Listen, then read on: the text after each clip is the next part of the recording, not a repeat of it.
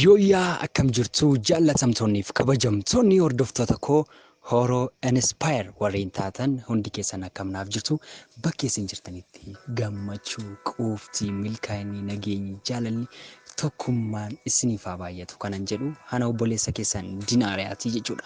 Egaa guyyaa har'aallee barnoota baay'ee bareedaa ta'ee fi barnoota baay'ee jireenya keenya keessatti nu fayyada jedhee yaadu isiniif qabadheetan jira. Akka isinitti gammaddan shakkii tokko hin qabu. Mata dureen barnoota keenya har'aa gatiin mul'ata kee warra mul'ata qaban biratti guddaadha. Gatii qaba jechuudha. Mata dureen barnoota keenya mul'ata jechuudha. Mul'atni keenya maal akka ta'e wal faana ilaalla. Hamma barnoota kodhumaatiin afaanatti akkasiin turtan abdii guddaan sirraa qaba. Akkasinitti gammaddan nan beeka na faana tura.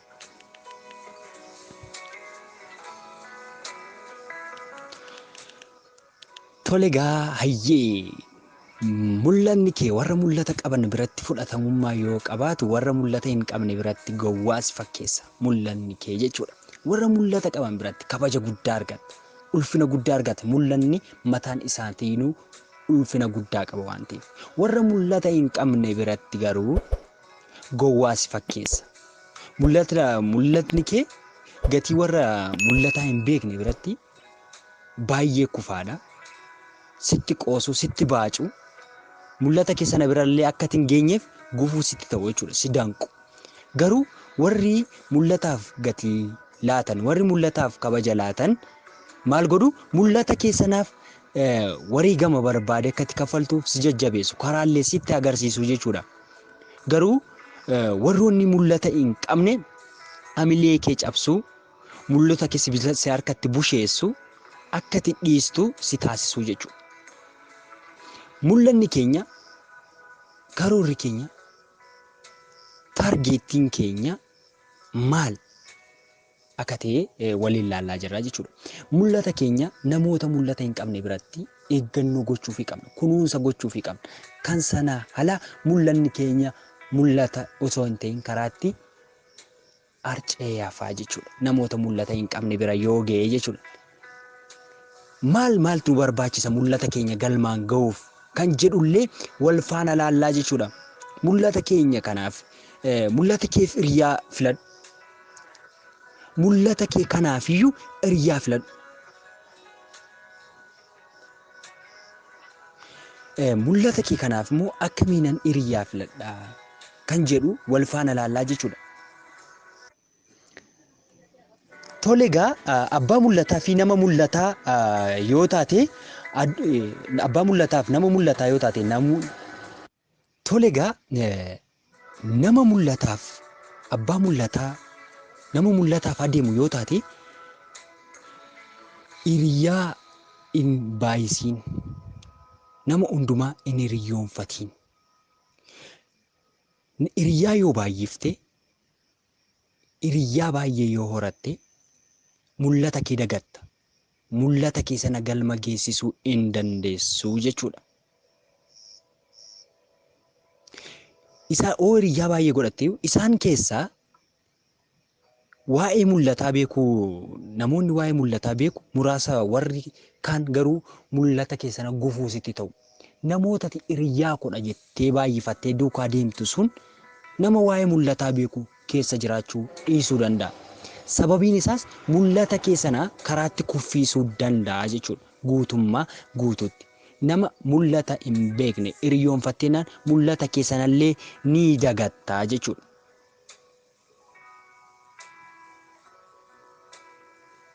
Hiriyaa filachuufii qabda mul'ata keefati. Keessaayyuu hiriyaatti filachuu qabdu nama waa'ee mul'ataa fi mul'anni maal akka ta'e nama beeku ta'uu qabaa jechuudha. Nama mul'ata kee siif kabaju, nama mul'ata kee siif kabaja laatu, iddoo laatu ta'uu qaba. Hiriyaan kee sun. Hiriyaati duukaa ooltu sun nama mul'ataa waa'ee mul'ataa beeku, nama mul'ata keef iddoo laatu ta'uu qaba. Hiriyaa horachuuf hiriyaa mul'ata kee sanatti si deemsisu, hiriyaa mul'ata kee sana akka galma si taasisu horachuu qabda. Sababiin isaas hiriyaan kee sun nama mul'ata keetti si deemsisudha. Nama mul'ata kee galma kee kaayyoo kee sana galma akka geessuuf si adeemsisudha moo nama kaayyoo kee sana mul'ata kee sana akkati dagattuuf si deemsisudha. Kanaafuu inni jalqabaa maadha gorsi koo mul'ata keef hiriyaa filadhu. Hiriyaa hin baay'isin. Tole egaa itti aansuun immoo mul'ata inni lammaffaan immoo mul'anni kan keeti. Mul'ata keetiif ga'aan dursa sii.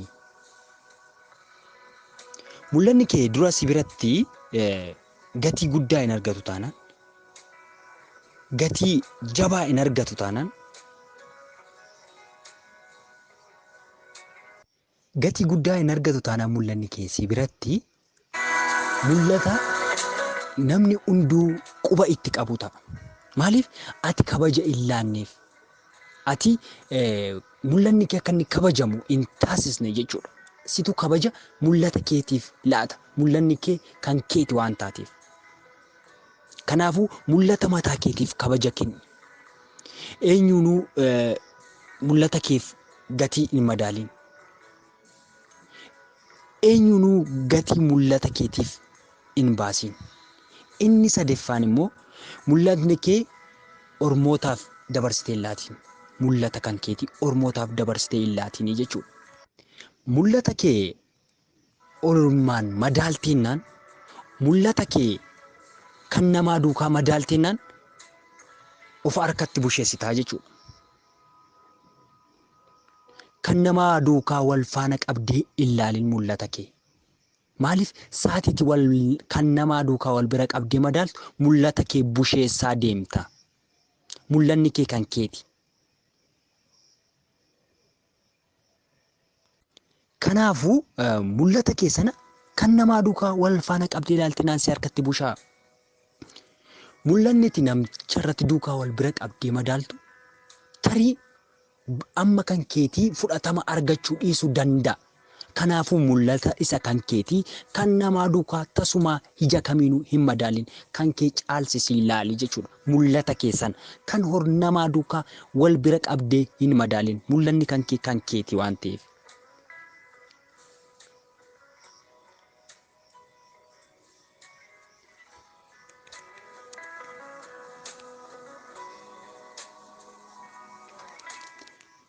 Mul'ata kee of harkatti gati qabeessa taasisi. Mul'ata kee kan abbaa argitee duukaa wal hin madaalsin. Mul'ata kee of harkatti gatii laachisi. Osoo diida hin bahin mul'anni kee yoo of biratti kabajje, yoo gatii laatteef, yoo kan namaa duukaa hin madaaltu ta'e mul'anni kee guddaadha. Maaliif mul'ata keef kabaja laatteetta. An ofiin maal jedha Oromoon gaafa mammaaksu kan abbaan ija jaamse, kan abbaan gaafa cabse ormi ija jaamsa jedha. Mitiiree yooti mul'ata kee kuffiste nama biratti, yooti kan namaa duukaa madaalte namni illee maal godha mul'ata kee sana si harkatti fashaleessa, si harkatti busheessa. Akka inni faayidaan arganne, akka inni gati dhabeessa ta'u taasistaa jechuudha. Kan namaa duukaa gaafa madaalte. Inni sadeeffaan immoo daandiin mul'ataa.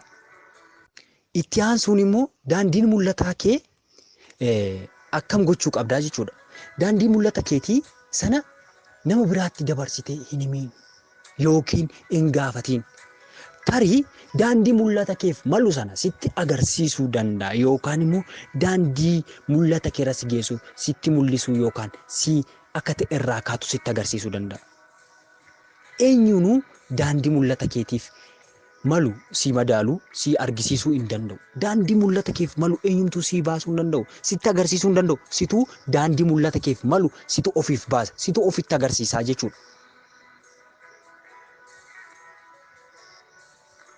Kan daandii keef malu si qofaatu ofiif beeka. Daandii mul'ata kee kan si geessu situ beeka waan ta'eef. Situ karaa daandii keetii saaquu danda'a. Nama gaafateenaan namni tarii sitti agarsiisuu danda'a yookaan qoraatti si jala kaa'uu danda'a. Akkati mul'ata keerraa kuftuuf. Nama hin gaafatiin.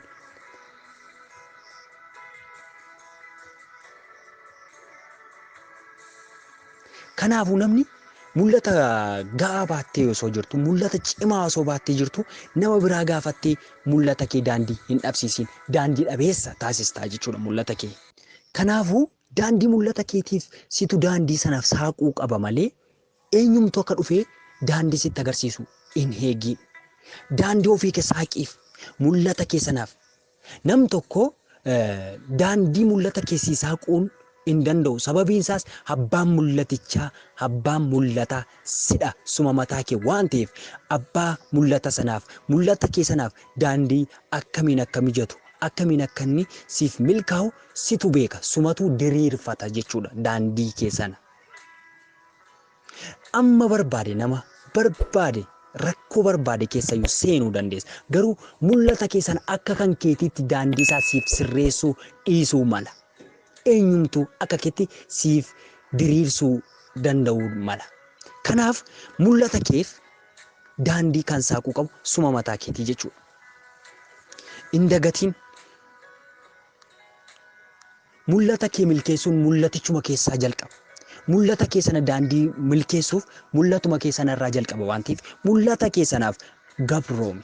Mul'ata kee sanaaf wareegama barbaachisu hin kaffaltu taanaan mul'anni kee mul'atan ta'u. Amma ammaatti waa'ee mul'ataa irratti waan baay'ee haasofnee jira. Mul'ata keenyaaf waan akkamii gochaa jira? Mul'ata keenyaaf karoora akkamii baasaa jira? Mul'ata keenyaaf wareegama akkamii baasaa jira? Meeqan keenyatti mul'ata keenya galma ga'uuf mul'ata keenyaaf iyyuu meeqan keenyatti hiriyaa filataa jira. Mul'ata keenyaaf meeqan keenyatti hiriyaa baasee jira. Mul'anni keenyaaf nuti maal keenya wal madaala? Ilaalchi keenyaaf mul'ata nama ilaalcha mul'ataaf qabu biratti mul'anni keenya guddaadha. Nama ilaalcha mul'ata hin qabne biratti garuu baacoodha. Akkan dura siif kaase. Mul'ata keessan of biratti qabadhu. Mul'anni kee siif jireenya keeti. Mul'anni kee siif guddina keeti waan ta'eef. Hiriyaa filadhu. Mul'ata keetiif gatii guddaa kenni. Mul'ata keetti hamani. Akka galma geessu, akka daandii barbaadde irra dabarte mul'ata kee bira geessu of hin amansiistu. Taanaan yoomuu taanaan mul'ata kee sana galma ga'uu achiif gochuu hin dandeessu jechuudha. Mul'ata kee sana dhugoomsuu hin dandeessu. Karaatti mul'anni kee mul'ata osoo hin ta'in karaatti akka ulfa karaatti afee ta'a jechuudha. Ulfi tokko ji'a 9-7 hin dhalatu taanaan yoo karaatti ji'a 3-4-5 hin dhalatu maal ta'a hin badaa jechuudha. Bishaan ta'a jechuudha. Mul'anni keellee nama mul'ata hin qabne bira yoo ga'e akkanuma karaatti hafa bishaan ta'a. Kanaaf nama mul'ata qabu biratti mul'anni kee guddaadha. Mul'ata keef gatii kenni, mul'ata kee kabaji, mul'ata kee kan madaalu hojjedhu, mul'ata kee kan madaalu uffadhu, mul'ata kee kan madaalu dubbadhu. Mul'ata kee kan madaalu hin dubbatu taanaan, mul'ata kee kan madaalu hin hojjettu taanaan ofumaati. Mul'ata kee kan ormoota duukaa wal fakkeessitee hin madaalin kan ormoota duukaa tokko miti mul'anni kee kan kee kan saanii ni caala kan saanii duukaa wal madaalsiste na mul'ata kee ni kuffista gatii maleessa taasista mul'ata kee ofii kee hin kabajdu taanaan mul'anni kee mul'atan ta'e nafa. Kanaaf mul'ata keef daandii saaqi mul'ata keef situ daandii saaqa mul'ata keef nama karaa daandii naa saaqaa jettee hin gaafatiin mul'ata keef namaan natti agarsi namaan wanta hin beekne gaafachuun xuruudha garuu namtichi si gaafattu sun nama daandii mul'ata keef si geessudha moo nama gara qoreetti si geessudha. Kanaaf mul'ata keef daandii barattu taanaan na hamani yoomuu daandii eenyumtutti si baasuu hin danda'u. Maaliif mul'ata kee sanaaf daandii mijatu situ beekee baasa. Mul'ata kee sanaaf daandii irra deemtu filachuu qabda. Daandii irra deemtu een filattuuf taanaan mul'anni kee mul'ata osoo hin ta'in karaatti afaa jechuudha. Akkasiin barnoota kanatti baay'ee gammaddaniitu abdii guddaan qaba. Akkanumallee barnoota keenya kana share, like, subscribe gochuun hiriyoota keessan waa'ee mul'ataa hin bariniif akkasiin qoodan abdii guddaan isinirraa qaba. Baay'een sin jaaladha, baay'een sin kabaja. Barnoota biraan hanga walitti deebinutti nagaan naa turaa.